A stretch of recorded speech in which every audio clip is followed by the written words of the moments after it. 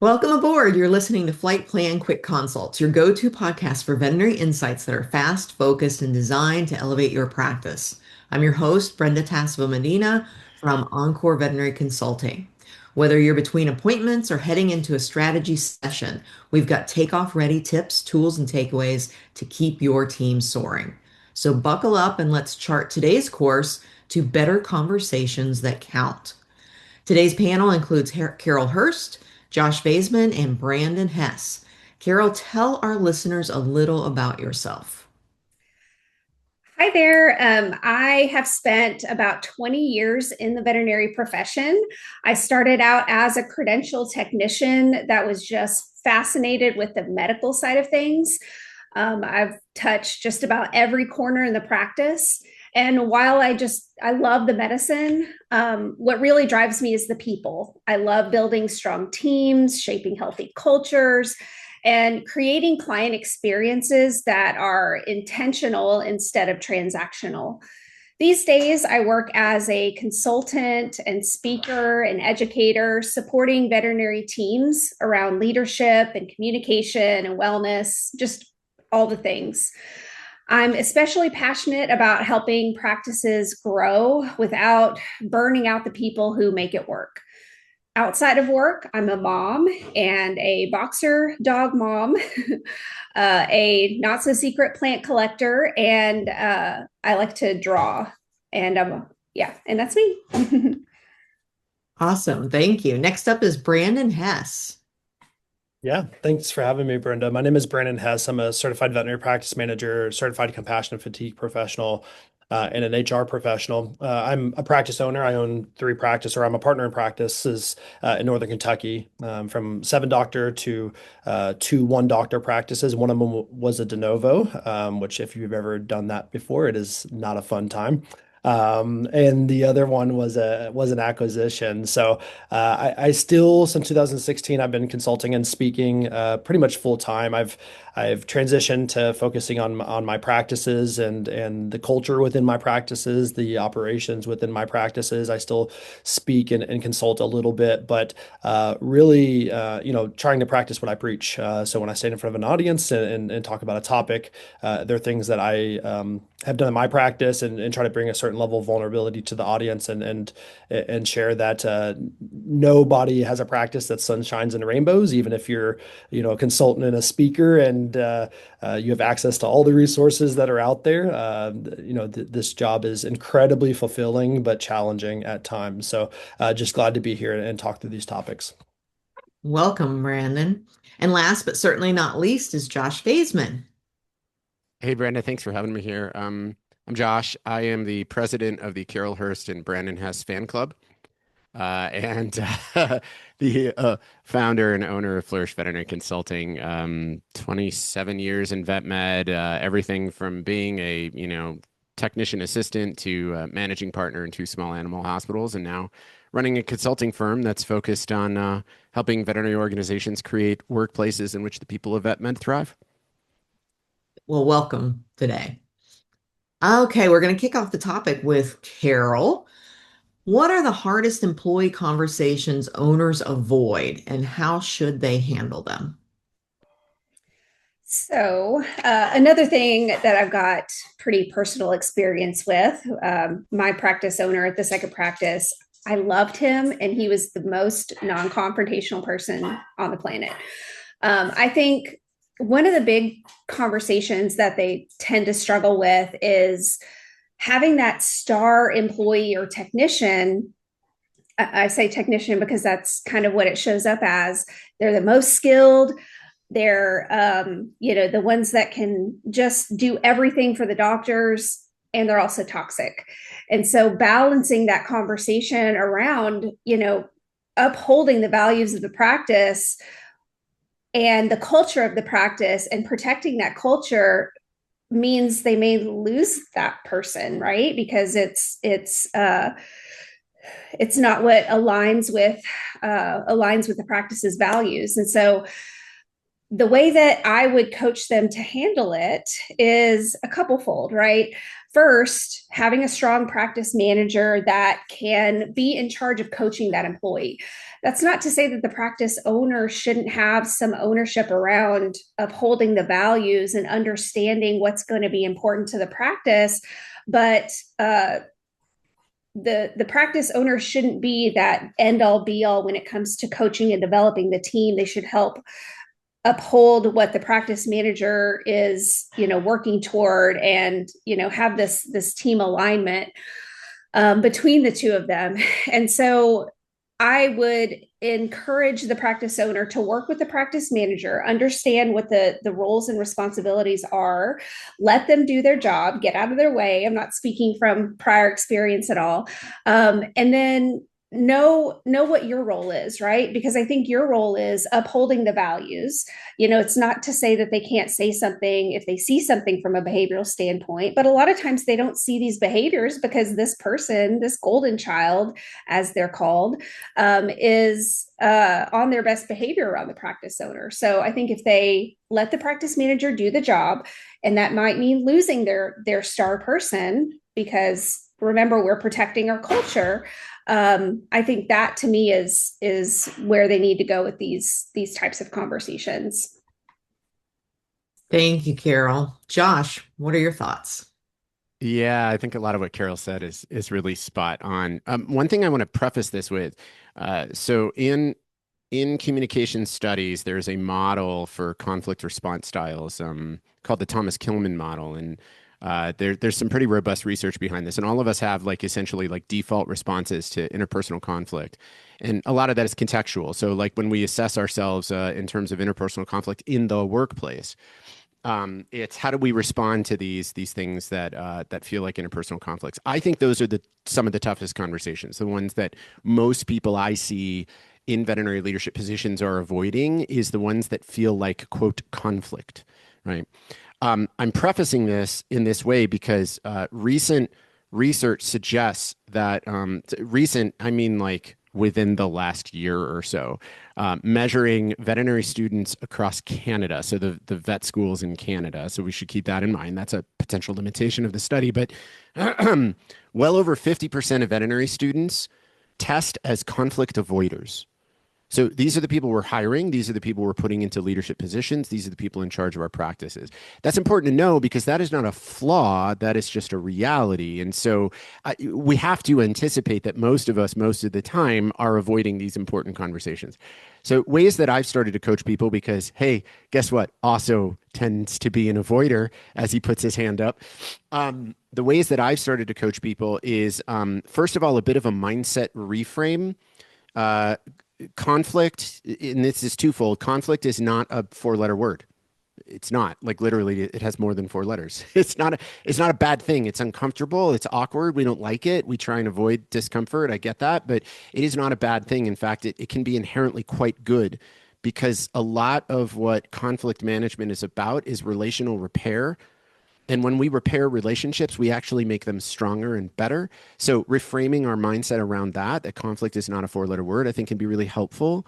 Another way to reframe our mindset is that when I'm having one of these, to harken back to a prior episode when Brandon, mentioned the word accountability, when I'm having an accountability conversation, I can look at that as, I am the parent and you are falling short and I need to tell you what you're doing wrong.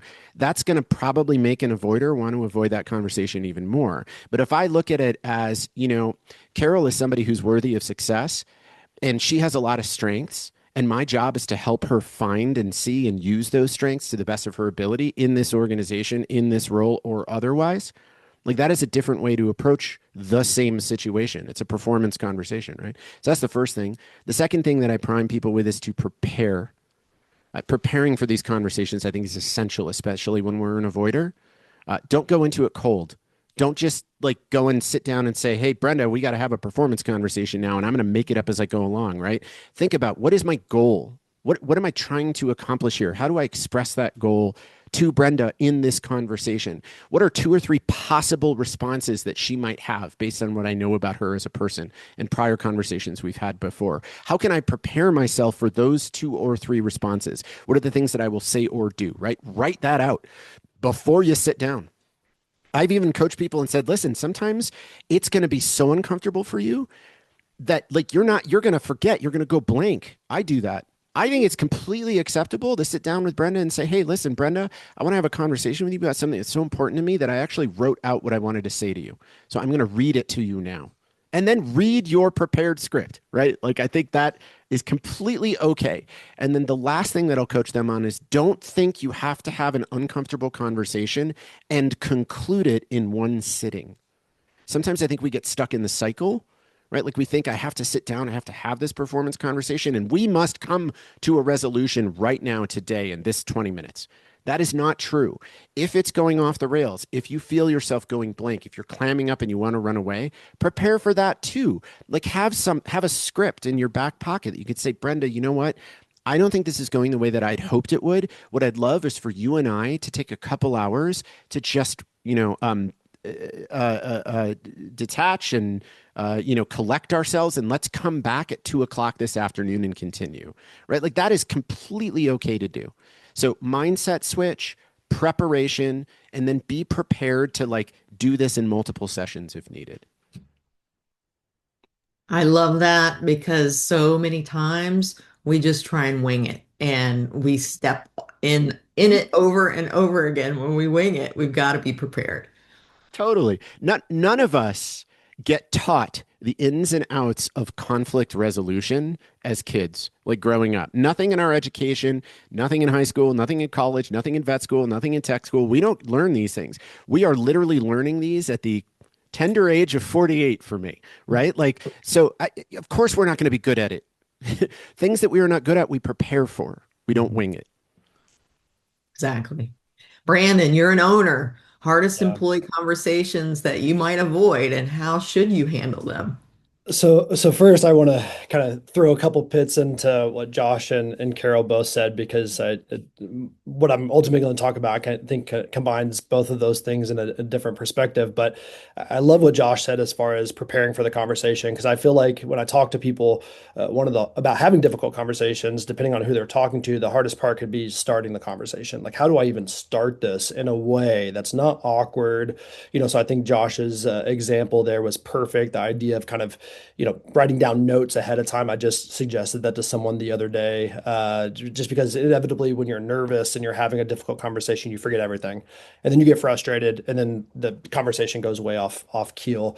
The other thing that I've noticed that people do, and I did as a young veterinary professional, and we're probably not allowed to cuss on here, so I'm not going to cuss, but doing a crap sandwich, I usually call it a sandwich, but a crap sandwich. And I think this is just the nature of people wanting things to be good and positive, but you kind of go in and you say something positive, and then you talk about the crap in the middle that we really need to talk about, and then you put another positive thing at the end.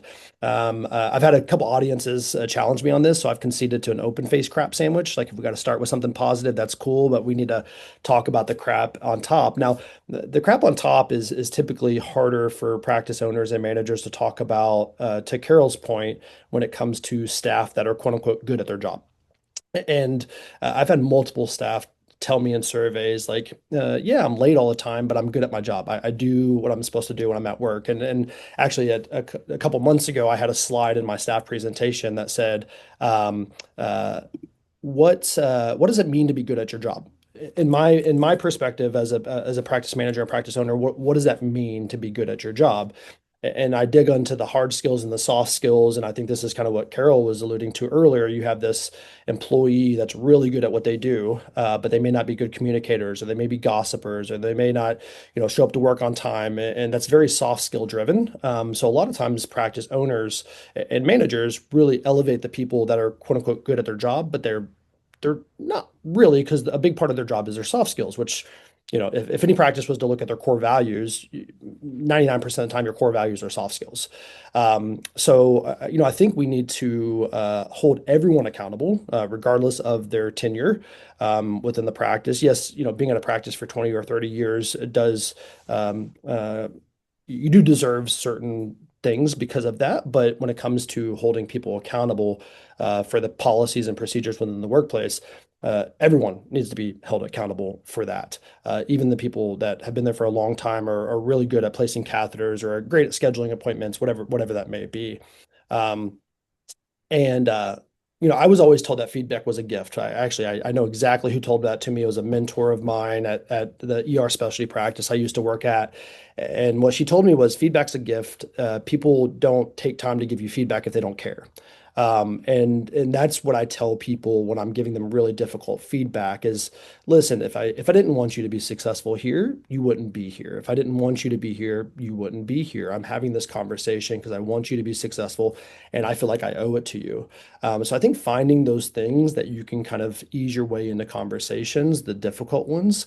Now, how that person responds to that conversation is going to tell you everything that you need to know about that employee. It's really, the people that we elevate in practices, and often they're put in as trainers. These employees are put as trainers who don't have good communication skills. They gossip, they don't follow policies and procedures, but they're really good at what they do.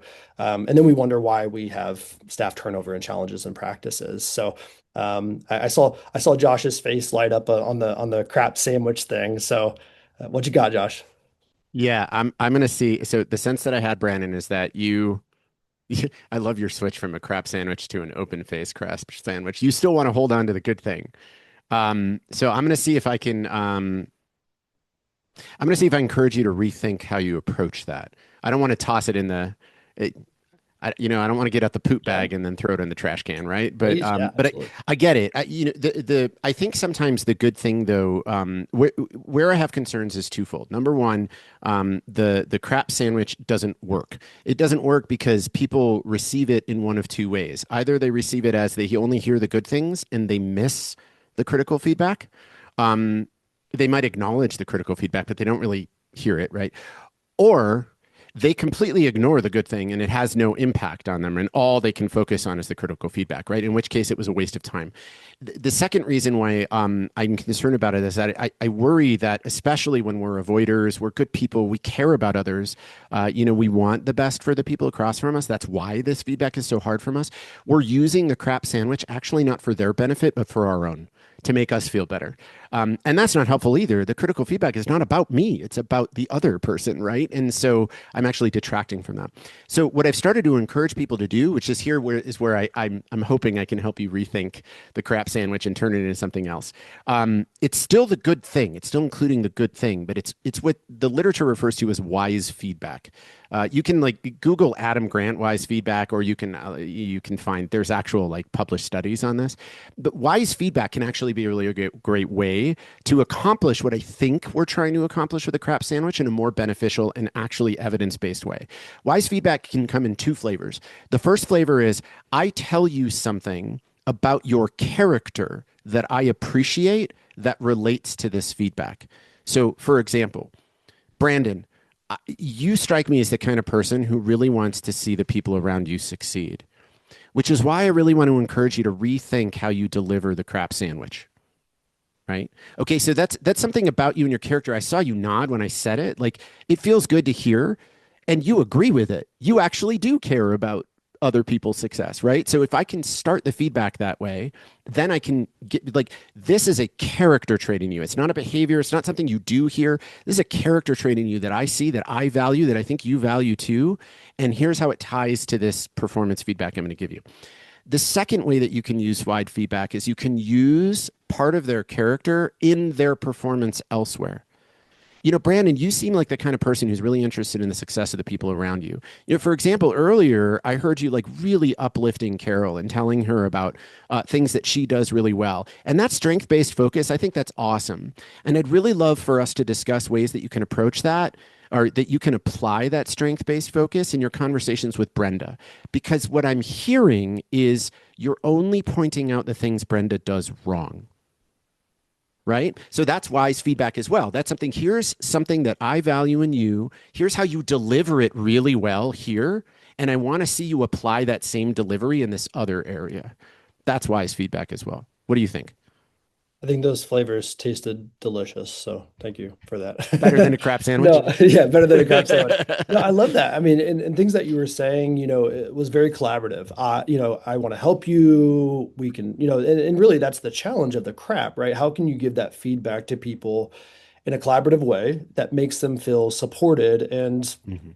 sometimes good when they walk out the door. Like I just got negative feedback, but it was positive because it was very collaborative and that kind of thing. So I love that. And I actually have a very difficult conversation to have either today or tomorrow, and I will be using that. So thank you. Yeah, keep me posted. Sure. Yeah. Well, you've been talking about feedback already. My second question for today was how do you create a healthy feedback loop inside your team? Carol, you want to start? Sure.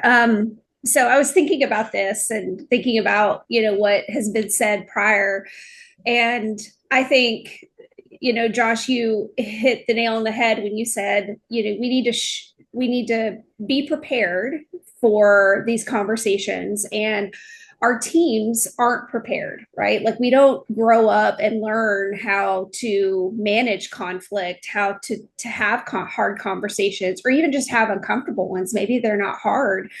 And as a practice manager, like putting on my practice manager hat, if I'm encouraging the healing process in my team, I want to show them how to model. I want to show them that through modeling. I also want to show them that through coaching.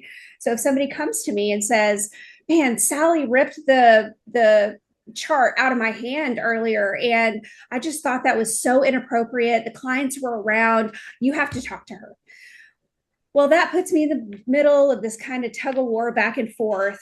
And so, in order to encourage the healing, I want to be able to coach this person on approaching Sally about this behavior, right? Can we approach it from a curiosity mindset? Like, you don't know what was going on with Sally when this happened. Can I give you some words to say? Can I help you with this conversation? If Sally isn't responsive, then that's my job as the practice manager to kind of take this a step further and kind of be more involved. But if we're working with our team and we're showing them and modeling how to have these conversations, I think that helps encourage them to do it when they start to feel more confident. And also, am I healing, right? Like the modeling part of it is, if I have a bad day because I'm showing vulnerability and I know that I'm going to have a bad day, then am I going back and saying, "Hey, Sally, I know that I snapped earlier and I want to say that I'm really sorry. That was totally inappropriate. I was feeling very frustrated. And, this is what I'm going to do next time to try to help make sure that doesn't come out, for my team, right? Like y'all work very hard." So am I modeling that in a way that my team can relate to so that they can see how that's going to look. So I think showing them in my behaviors and helping them play that out through coaching is how to help encourage healing. Thank you, Carol. Brandon, what are your thoughts on healthy feedback loops inside the team? Yeah, I think, again, everything that Carol said was great and very consistent with, what I agree. I think, modeling the behavior that you want to see, sometimes I question if my perceptions of myself are accurate, but I perceive myself as someone who, will take responsibility for my side of things, whatever's going on. Stand up front of the team and say, I take responsibility for that. Let's focus on solutions. So I think when you model that type of behavior, it can encourage others to take responsibility too. I mean, I've been in multiple conversations where it was definitely a two-sided conflict and I take responsibility and then the other person actually apologizes for their side of things afterwards just because I was the one that was willing to take that step. Um, as Carol was talking, I was thinking about conversations with team members and, team members coming to me and talking about conflicts with other people. And I always tell them, unless it's something incredibly egregious, you can speak to them or we can speak to them, but I don't want to go to them on your behalf because then I'm stuck in the middle. So it encourages that direct conversation. And sometimes they'll say, "Oh, no, I'll talk to him. I'll see him tomorrow." And then I'll say, "Okay, well, great. I will follow up with you on Thursday." and see how that conversation went. So I established some sort of accountability because I don't want them to avoid the conversation, because sometimes that's why they say, "Oh, I'll talk to them," because they don't want us to talk to them. So I think, setting up that support, that follow through, that debrief, being a support system for them, and then anytime that there's changes in behavior, encouraging anyone to provide positive reinforcement. If you're asking someone to do something differently, or you're trying to coach them on how to do something differently and they do it, we need to acknowledge that, because if they do it and they do it and they do it, and then they don't receive any feedback for it, then they're just going to slide back into old behaviors. So those are some things that I was thinking of. Awesome. Josh, any final thoughts on healthy feedback loops inside the team? Yeah, Brenda, what I love about that question is how you use the word loop. Loop sort of implies, right, that something is happening consistently and with a level of frequency over time, and that it is bidirectional.